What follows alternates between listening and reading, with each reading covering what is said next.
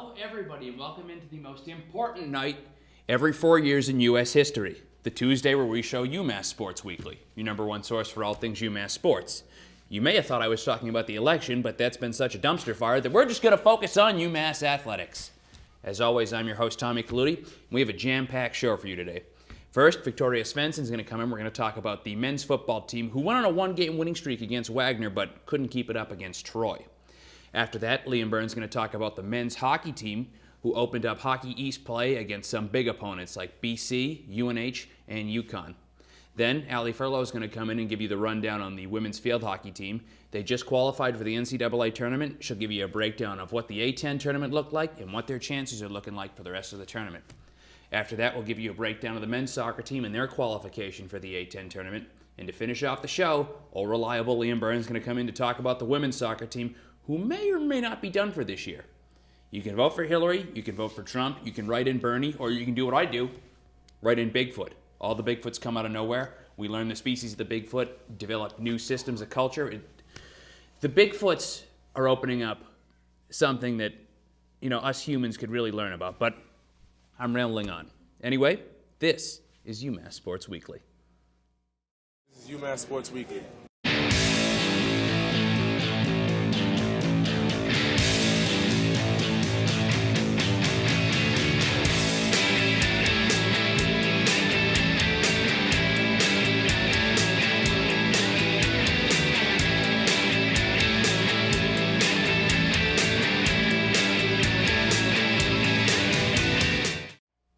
One of the great parts of being an independent football program is that you can face opponents from all over the country, regardless of location, division, or region.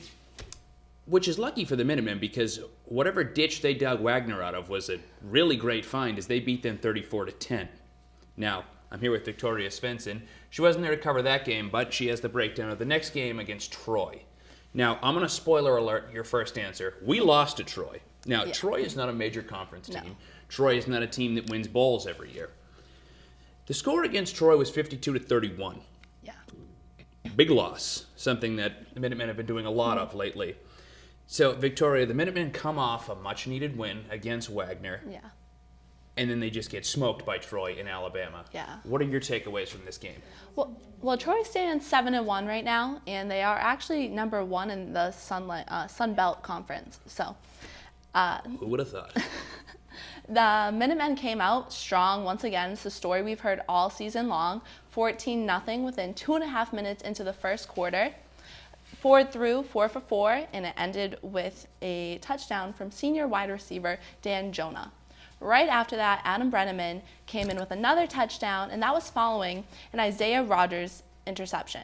However, Troy came back with 21 unanswered points, and then we slowed down second quarter, so we're still looking 21-14, and by the time they went to the locker room, 28-17.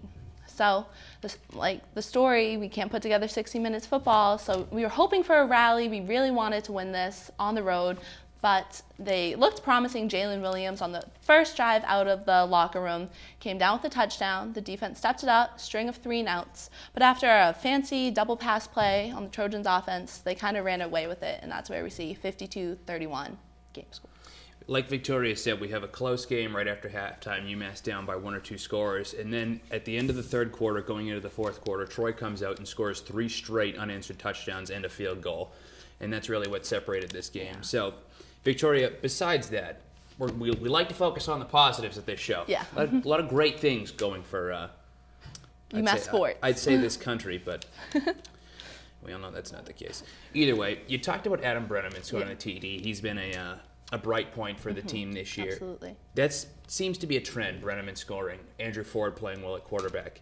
Can you just elaborate on what type of success the offense has been having, especially in the passing game? Yeah, absolutely. Adam Brenneman, specifically redshirt junior, actually just set a UMass school record for single-season touchdown receptions by any tight end, 7 on the season, and 5 being within the past 3 weeks. So he's really on fire. On the season, he has 58 receptions for 699 yards.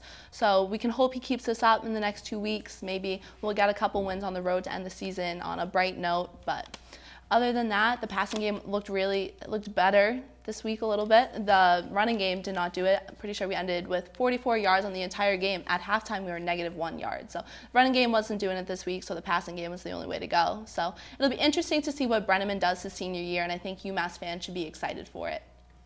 Now, you talked about the offense being able to put up points and not being great. Andrew Ford threw for a little over 50%. He threw over 50%. He threw for over 300 yards, and he threw for 3 touchdowns, which is usually going to be good enough.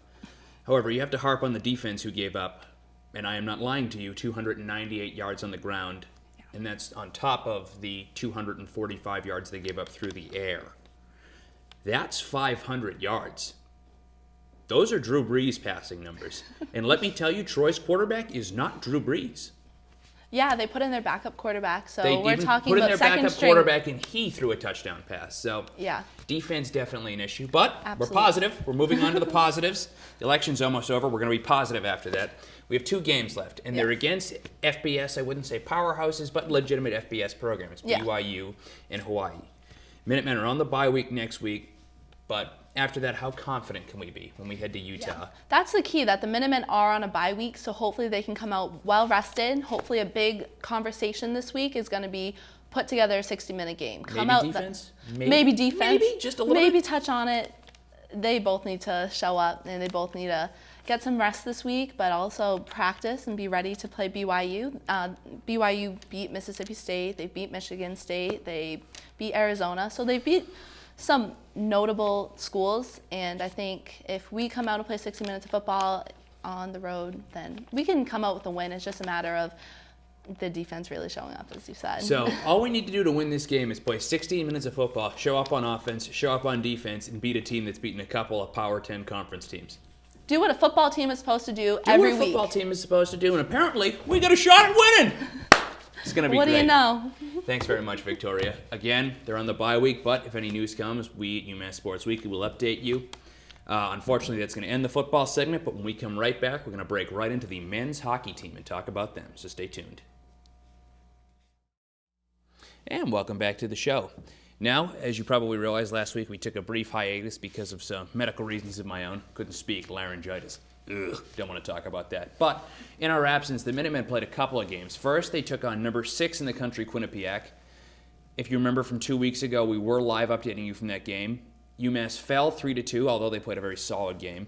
And then they opened up play against the Hockey East. They lost to UNH 4-1, BC 7-4, and they tied UConn 2-2. Liam, I may have spoiled one of your questions, but that's all right. It happened. So what we're going to focus on, the 2 losses this weekend, BC and UConn. 2 very different teams, obviously, very different expectations next to both. But after the loss to BU, 7-4, what did you see in that bounce-back tie against UConn? Yeah, well, it was tough because UConn came out firing. They scored 2 goals in the first 3 minutes of the game.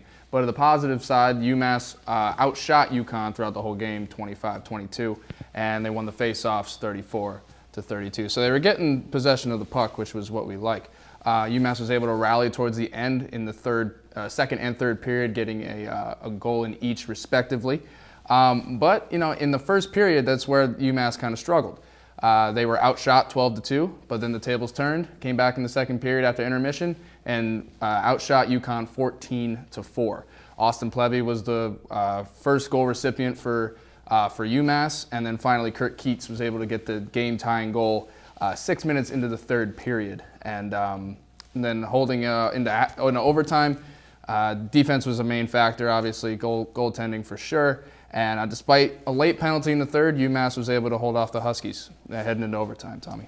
So like we've talked about, the opening of Hockey East play, you have some stiff competition. You have Boston College, you told me, is number 3 in the country with guys like Ryan Fitzgerald and Colin White, both draft picks of NHL teams. You have BU, who drafted 4 of the top 13 players in last year's entry draft. You have Notre Dame, who's BU is number 4, I believe. Yes. And then Notre Dame is number 9. Notre Dame is number 9. They have Anders Bjork, who's leading the league in points right now.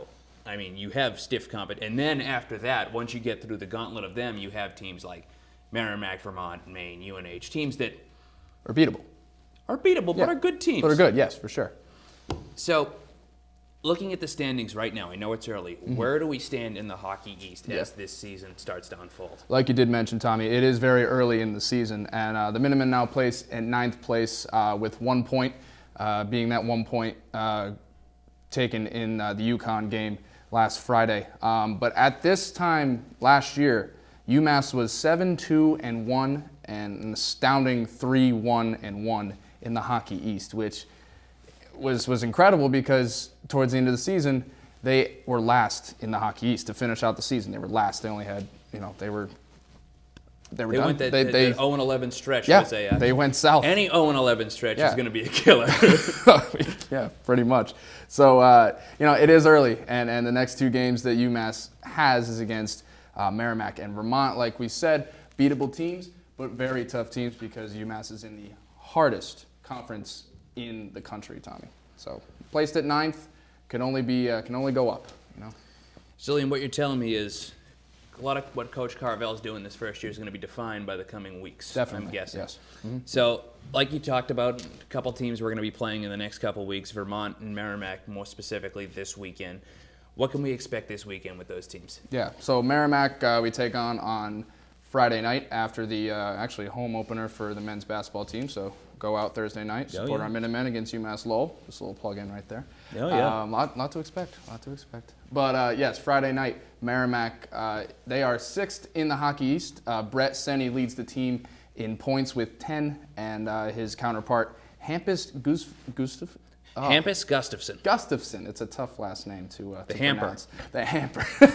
I like that nickname. Hampus Gustafson. He leads the team with 6 goals. So those are 2 players you definitely have to look out for as Merrimack comes into Amherst on Friday. And then Vermont, number 19th in the country. Now Merrimack is not nationally ranked, but Vermont is in fact ranked 19th in the country.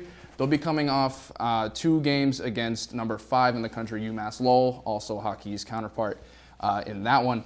And Craig Puffer leads the team in points for Vermont, so another player right there to look out for. He'll huff and he'll puff and he'll blow your defense down.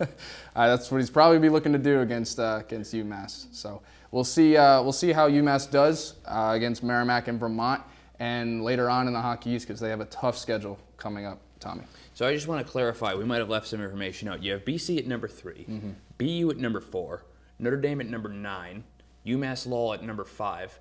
Providence is ranked, I know that for a fact. Yes. Vermont is number 19. That leaves UMass, UConn, Merrimack, and I'm missing one, and Maine. Maine, yep. Of the 10 teams in the Hockey East, 6 are ranked right now, and I would venture to guess at least 4 are going to stay ranked. Definitely, yeah. This is a tough conference, ladies and gentlemen, but we've seen crazier things happen. Donald Trump is running for president, so we have seen crazier things happen, unfortunately. But positives. We're staying positive. Thank you very much, Liam. We'll see you back in a couple segments. Yep, anytime, Tommy. After the break, we're going to talk some women's field hockey and their route to becoming the best team on campus. Stay tuned. Last time we talked about the women's field hockey team, Allie Furlow came on and we discussed the struggles of the Minutewomen this year as their record wasn't as good in the A10 as it was previously. Now, I'm going to spoil again. I've been doing some of Allie's questions. The Minutewomen won the A10 tournament this weekend, which means for the second straight year they will be going to the NCAA tournament. Now, on top of that, which is an achievement all of its own, UMass had some individual awards that were given out courtesy of the A10. First off, we'd like to congratulate as a show Melanie Kirsch, who won A10 Defensive Player of the Year. And you add on to that, Sarah Hawkshaw, Kirsch herself, and Izzy Delario, all named to the A10 first team all-field hockey team, so congratulations on that. And on top of that, we have the second team, which Anna Dykstra, Kalina Hawks, and Nicole Miller were named to. So congratulations, ladies. Great job, and good luck in the tournament. And with that, we're going to bring in Allie Furlow, who did know that. I just needed to feel important for this segment. So, Allie, the Minutemen have a pretty successful weekend down in VCU, which is a weird place to hold the tournament, considering VCU I don't even think was there. No. So, yeah. So, they play Richmond and St. Joe's. I already told you they won, but there is information that they need to know about both of those games. Tell that. Yeah, absolutely. So we can take a look here at the stats for the weekend. First, we can look at their first game against Richmond. You can see that UMass obviously put up 3 goals. All those 3 goals were scored by Sarah Hawkshaw for her first hat trick of the year. There was 6 shots on goal, 4 saves by Emily Hazard, and 5 corners. For Richmond, they only were able to put 1 goal up on the board, but 5 shots on goal, 3 saves, and 9 corners. So it was a pretty interesting game, but obviously we could see UMass came out on top. Now we can go to the championship game against St. Joe's, who went undefeated all season long. But as Tommy had said, they had lost to UMass 2-1. UMass put up 2 goals, 11 shots on goal, 2 saves by Emily Hazard, and 9 corners, with St. Joe's on the other side only scoring 1 goal, 3 shots on goal, 9 saves, and 4 corners. So it was a pretty interesting weekend for the Minutewomen. They got to take a little bit of a breather after that Richmond game and then jump into St. Joe's with a little bit of nervousness since they had gone undefeated, but were able to come out successful and, as you mentioned, named 2016 A10 championships. Well, there you have it. Minutemen. The Minutewomen have been playing. Why do I keep saying Minutemen? The Minutewomen have been playing well all year. We did talk about their struggles briefly, but like I said, second straight year in a row, they're A10 champs, which means they're going to the NCAA tournament. Now, Allie, I may be jumping the gun a little bit. What is next for this team, and what is next for any team after they win their conference title when it comes to field hockey in the NCAA tournament? So now they are in the NCAA tournament, as Tommy has explained, and we can take a look at the Minutewomen's history at the NCAA tournament. Last time they were here, Tommy mentioned at the beginning of the segment, they were there last year in 2015. On November 11th, they did a play-in game against Kent State, but they lost to number 2 Syracuse 4-2. So this season, looking ahead, on November 9th, which is tomorrow at 1 o'clock, UMass will be playing Monmouth, and then the winner of that game will be playing down in College Park in Maryland. So it should be an interesting week for the Minutewomen, and hopefully they can come out with a win. Maryland, I believe, is the number 2 seed in the tournament. So, like Syracuse last year, always going to be a tough matchup if they get through Monmouth in the playoff game. Never been a big fan of the name Monmouth. It's just Monmouth. But I digress. So, Allie, again, we might be jumping the gun a little bit, but we're looking forward to next season as we're waiting the results of the Monmouth play-in game. Right. Minutewomen are losing 6 seniors. They're losing goalkeeper Emily Hazard. Second year in a row, they're going to be losing a goalkeeper. And they're going to be losing a coach. So when all is said and done this year, we have to pick up the pieces. What do you see happening this offseason? Yeah, so as Tommy had just mentioned, it's going to be a really interesting offseason for athletic director Ryan Bamford to try and hire a new coach. So Amy Robertson came into the role of coach for the Minutewomen this year, just said that she would be here for 1 season, help get the women through this season, and so she will no longer be there. And along with no Emily Hazard, it's going to be interesting. We got to see how Bamford goes about finding a coach, and then how that coach will go about finding a new goalie. It seems like a goalie is really the only concern that this Minutewomen team has. They are losing 6 seniors, as you said, but they still have a lot of great players left, like Melanie Kirsch and Shauna Rankin-Byrne in the D-line, Sarah Hawkshaw and Ann Dykstra up front. So we'll see how this turns out, but it's definitely going to be a struggle finding a new coach and a new goalie who can help keep the same stamina that they've had this year. Always difficult to find a coach, especially after this season. Coach Tagliente leaves, I wouldn't say suddenly, but abruptly for Princeton. Robertson has to fill in. So balls in your court, AD Bamford. Let's see what you can do, and good luck to those Minutewomen. We will keep everybody updated on how they do in the A10 tournament and their game against Monmouth. When we come right back, we're going to talk about some men's and women's soccer, so stay tuned. And welcome back into the studio. Before we get to Liam Byrne and the women's soccer team, we'd like to acknowledge the men's soccer team, who just finished in 4th place in the A10 and qualified for the A10 tournament. If you want to take a look at this graphic, the Minutemen finished with a 4-2-2 record, clinched the 4th seed. 2 people I'd like to highlight: goaltender George Becerra, a real stalwart for this team this year, had a 1.31 goals against average. Senior day, everybody's really happy to see him with his parents. It was a really nice atmosphere, and he's going to be someone they miss. Also, Ty Gonsalves, 3 goals and 3 assists, 9 points, which led the Minutemen this year. He's going to be sorely missed, but these guys aren't done yet. They take on number 5 VCU, who they beat earlier in the year. So keep tabs with us, UMass Sports Weekly. We'll keep you updated on the soccer team, and good luck to them. Now, on the flip side of the coin, we have the women's soccer team. We're going to bring in Liam Byrne. Now, Liam, last game had a lot riding on it for this team in their season. You're going to need to break it to them because I can't. Just go ahead. I can't do it. There wasn't a lot to be expected. I mean, the Minutewomen were trying to get a win to just settle this train wreck of a season that they've had, coming off a decent season last year, but it was just tough. A loss to Dayton in their final game of the season, 3-1, getting outshot 17-6, and we're unable to get the uplifting win, heading into the 2017 season for next year. But on the Dayton side, Alexis Keel registered all 3 goals. She had a hat trick for all 3. UMass really keeled over. Ooh. I like that one. That was a good one. That was a zinger. Good one, Tommy. That was nice.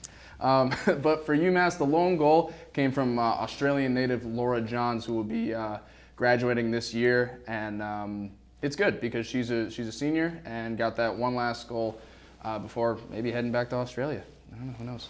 Good to see Johns go out on a high note like that. Absolutely. But Liam, you talked about going into 2017. Mm-hmm.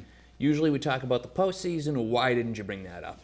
I didn't bring up the postseason because the Minutewomen did not make A10 play. They ended up with a record of 1-7-2 in the A10, finishing in 12th place in the conference. And now that is not going to get you to the postseason, unfortunately. But their overall record was 3-11-3, which also is not the best.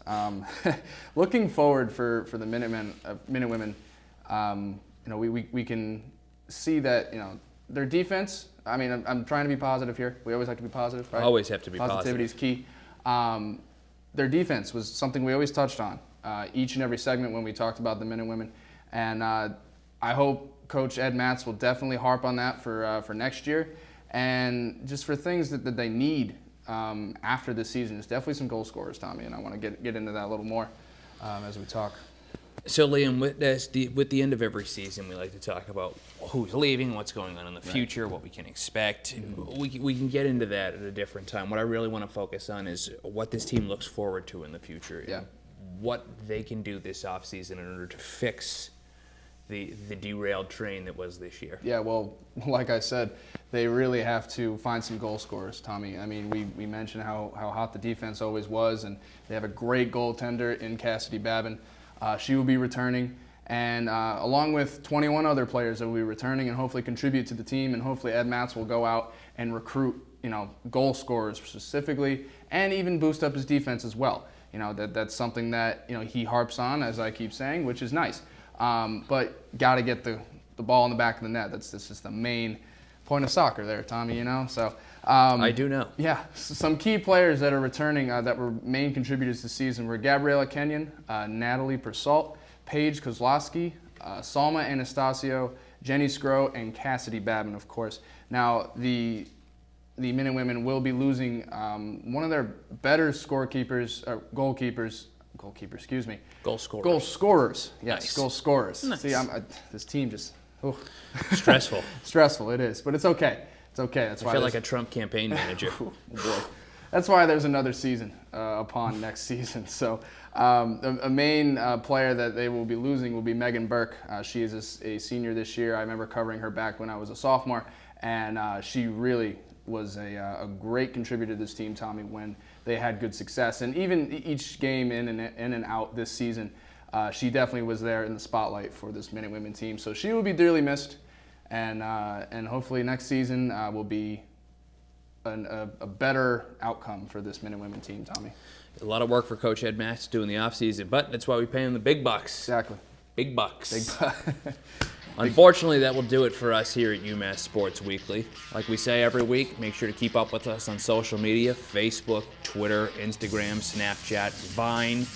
Am I missing one? Vine is actually no longer... Vine is no longer a thing. So no more Vine for us. Yeah, no more Vine. Unfortunately. We try to get Facebook Live up every week. Make sure you follow on YouTube to watch the shows in full continuity. Facebook Live, obviously. We hope you are all here next week after this looming election, and that you are both safe and well.